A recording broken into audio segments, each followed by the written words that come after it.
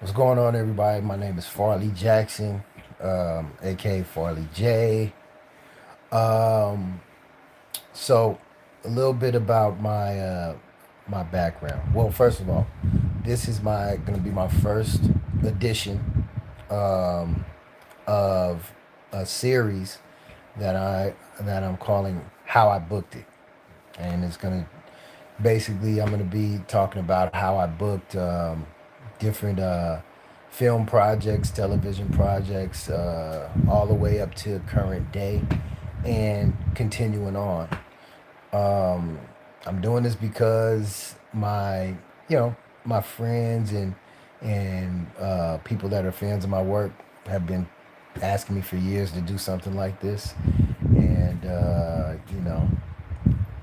and I procrastinated and procrastinated until just now. So um, I'm here for it. I'm holding myself accountable, and hopefully you guys will too, because I want to be as consistent as possible. So here's the deal. First of all, who am I? Or what's my background in film? So my professional television career. Well, I got my first professional credit, TV credit, in 2005, and that was with a TV show called Cold Case. Um, my first commercial credit was probably in 2000. Um, so yeah, I first booked like about four national commercials before I even had a television and film agent. And I also booked two uh, regional commercials. Now, of course, my since I was 5 years old, I knew I was going to be an actor, a television film actor. Um, but I just didn't have the access to that. I grew up around a lot of child celebrities, a lot of celebrities' children. Playing little league basketball, baseball, football, and all that stuff. Um, and that's how I knew, I wanted to do it because I would see them do the work, and it was something. I'm sorry, it was something that always appealed to me. So, it's something I always knew I could do and wanted to do. There's probably more reasons than that, but it was something I definitely wanted to do because it was interesting to me, and probably because I didn't get the love and acknowledgement growing up I that every kid yearns for. So this is where I get that gratification is through my work as an actor.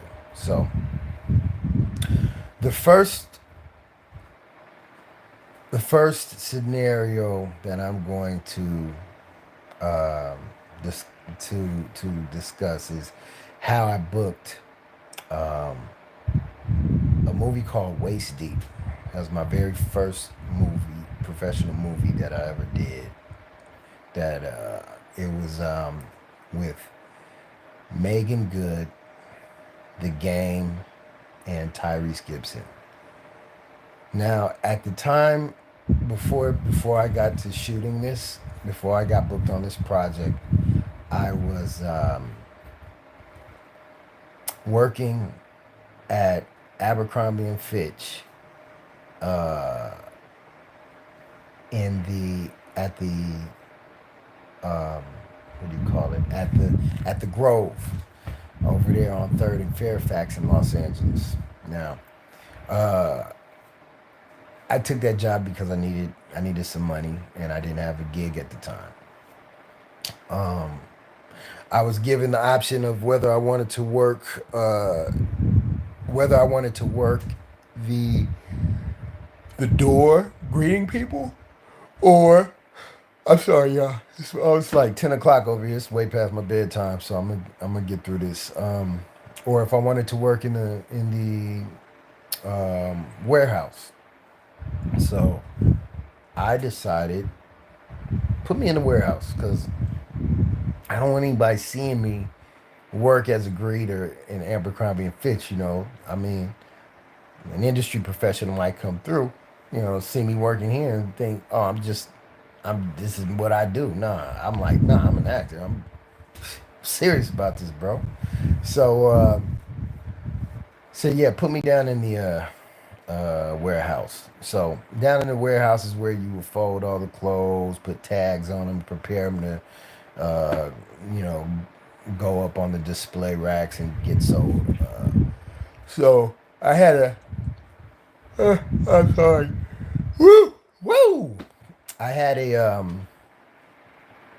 at the time my supervisor, I forgot his name, man, but he he talked like this, and he was like, "Oh my God, Farley, this is not how you fold the clothes, Farley.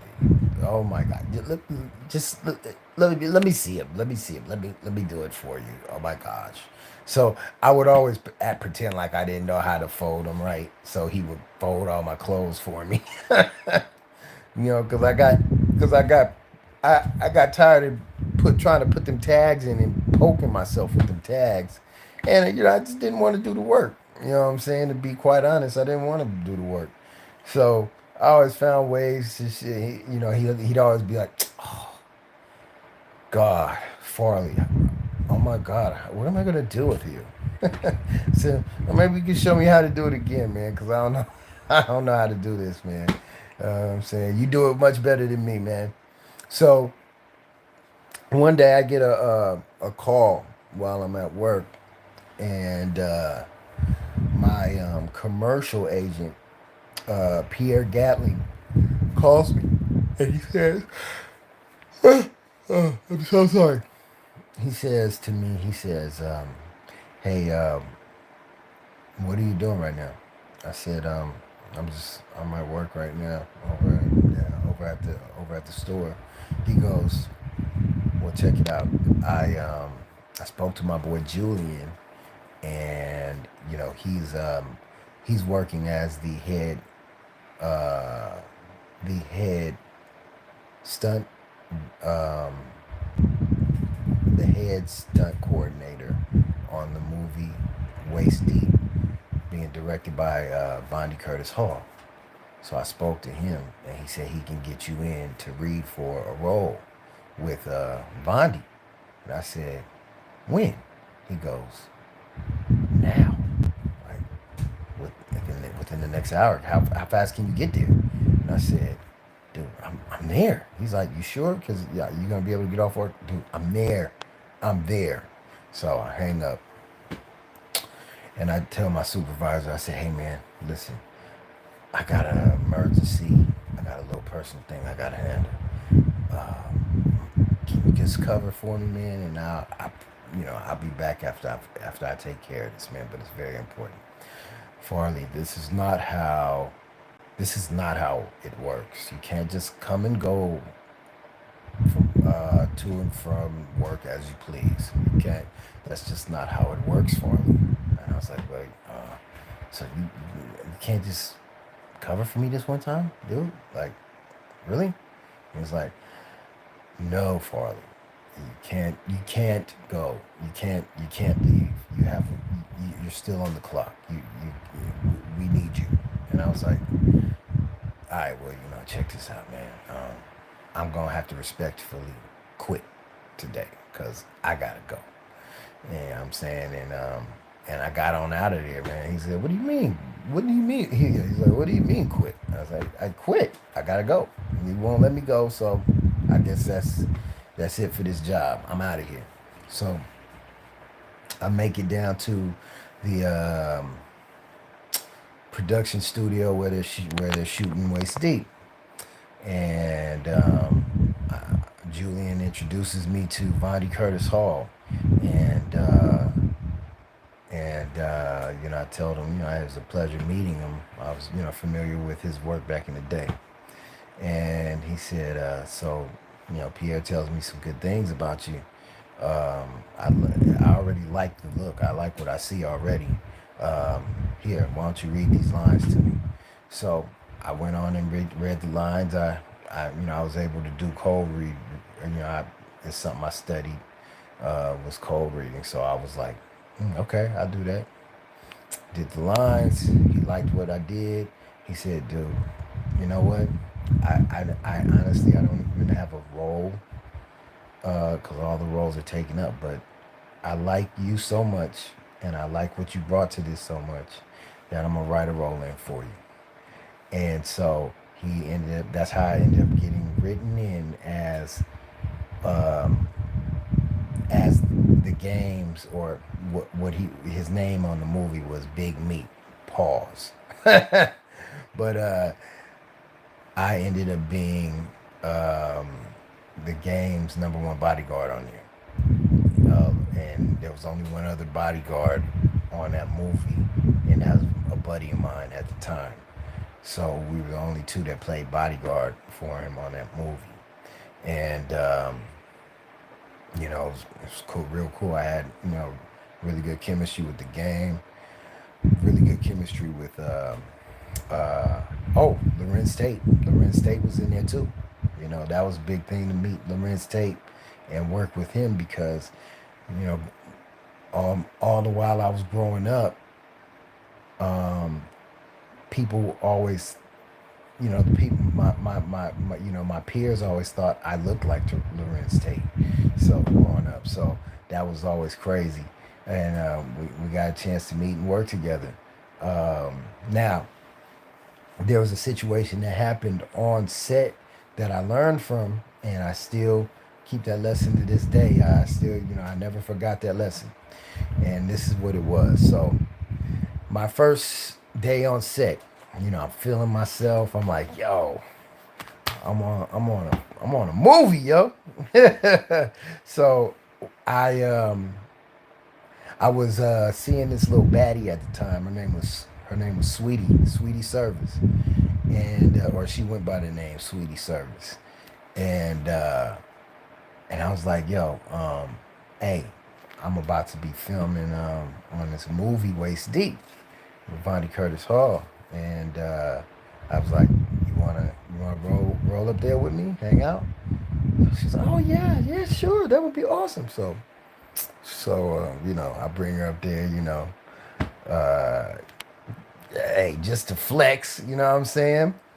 Got a little baddie on my arm. I'm showing up to set, you know. Everything's cool, appears to be cool, you know. Uh, she's not doing anything but hanging out in my trailer and hanging out, just watching me do my work, you know. Uh, Cats was, definitely feeling her, like, I be having some baddies, man. So, um, I everybody I was getting along with everybody except this one dude, this one producer, this one little producer assistant. He wasn't even a producer; he was a production assistant, and he was just giving me so much. Uh, he was giving me so much, just shade. I was like, what is this dude's problem? Like, you know what I'm saying? He was just like nitpicking at everything I did, and I know it was BS. You know what I'm saying? Like, I knew everything I needed to do. I was on point. I was handling my business. Everybody else was happy. This guy was the only one that had a problem with me, and I could not for the life of me figure it out. But it was agitating me, and I wasn't the Farley I am now, which is reflective and gone through, and still going through, uh, um, therapy sessions and working on myself, working on my inner being, working on stuff like that. I wasn't that Farley. I was Farley that I was still like kind of fresh out the mud. So you know I was like, this dude might break this dude.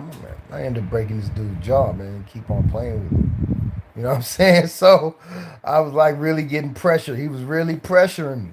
So one of the OGs, one of the older dudes on the set, I pulled him to the side. I said, "Hey, man," I said, "Man, what's up with this dude, man? Why this dude giving me so much? Why is this dude giving me so much like shade, bro? Like, why you giving me so much static, man? I don't understand it, man. I mean, um, you know, he's got no reason to be shading me like he's doing, man. Like, what's his deal? I thought he might be, and don't take any offense of this. It's just it was just an observation. I thought that he might be a little sweet. I thought he might be a little gay, because of the because he's very bitchy, very bitchy. He was giving me a bitch attitude. And I'm sorry for the cussing, but that's the only way I could describe it. And so, um, the dude, and I told him, I said, man, like, what's his problem, man? You know, this dude make, this dude gonna make me wire his jaw, dog, if you keep messing with me. You know what I'm saying? Like, I was raw. You know what I'm saying? I couldn't understand why this dude was messing with me.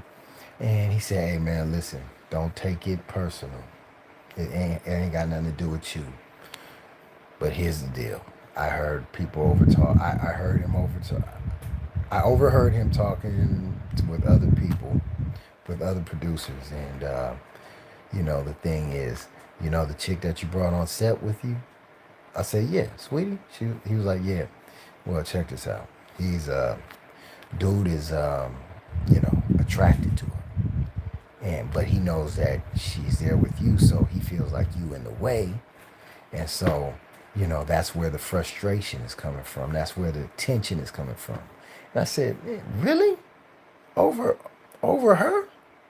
And I was like, wow. I was like, damn, this dude is really tripping like that. I said, I didn't even think you like women.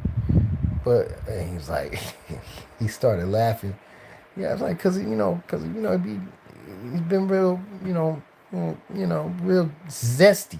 You know what I'm saying? And he's like, listen, yeah, but that's the deal, man. So I'm just letting you know, just watch out, And I said, well, nah, shit, I'm gonna nip this in the bud.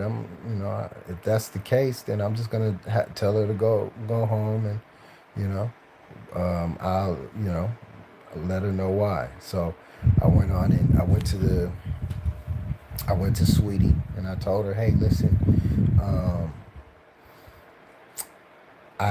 we've got a problem. She's like, what's going on? I was like, um, so apparently one of this producer guy is attracted to you, and because he knows you're here with me, he wants to, he's been giving me problems all day. He's been giving me all kind of shade, all kind of tension, and all kind of friction. So I think it's best if you go home right now, and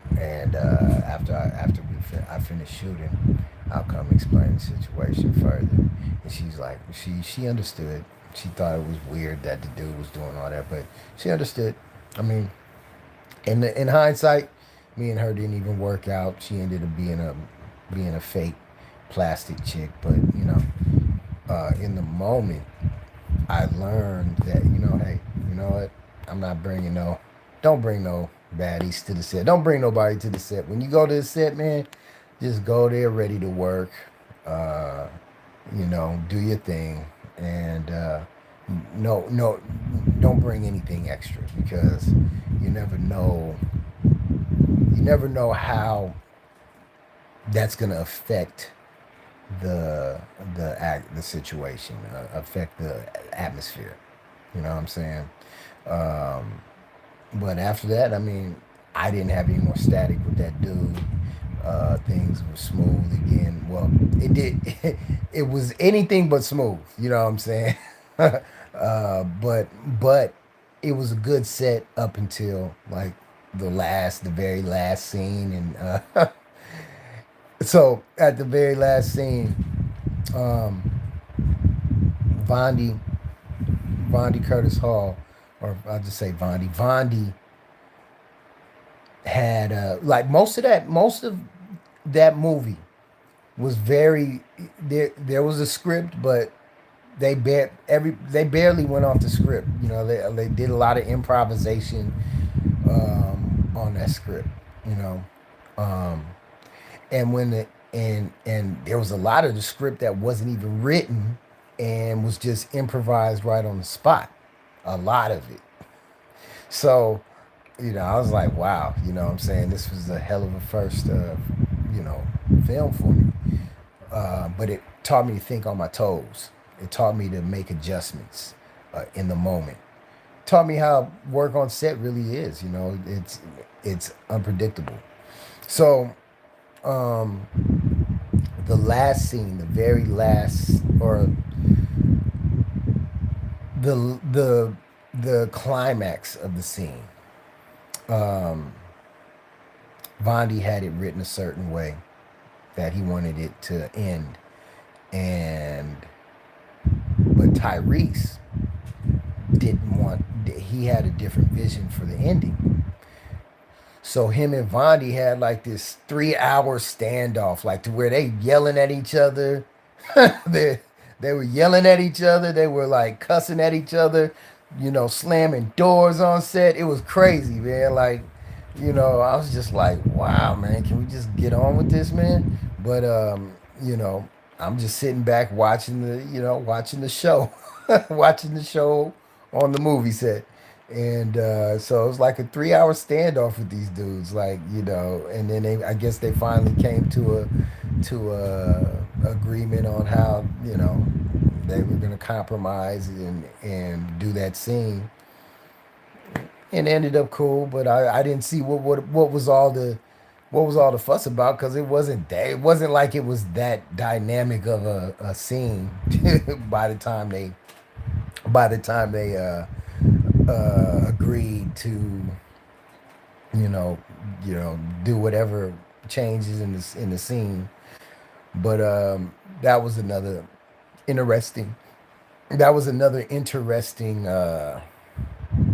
situation there, to say the least. But so yeah, that was my experience on the set of Waist Deep. That's how I booked it, and that's my experience. You know, very interesting experience. Uh, I have plenty of more for you. This was just the first segment of many, and hey, until next time, I hope you guys join me again. I see. I ain't gonna go there, but I hope you guys get a chance. Whoever gets a chance to see this video, please give it a like, give it a share, and subscribe to my channel. God bless y'all. Peace. And if you're watching this on another platform, my YouTube channel is Farley Jackson. My name, Farley Jackson. Farley Jackson. Peace.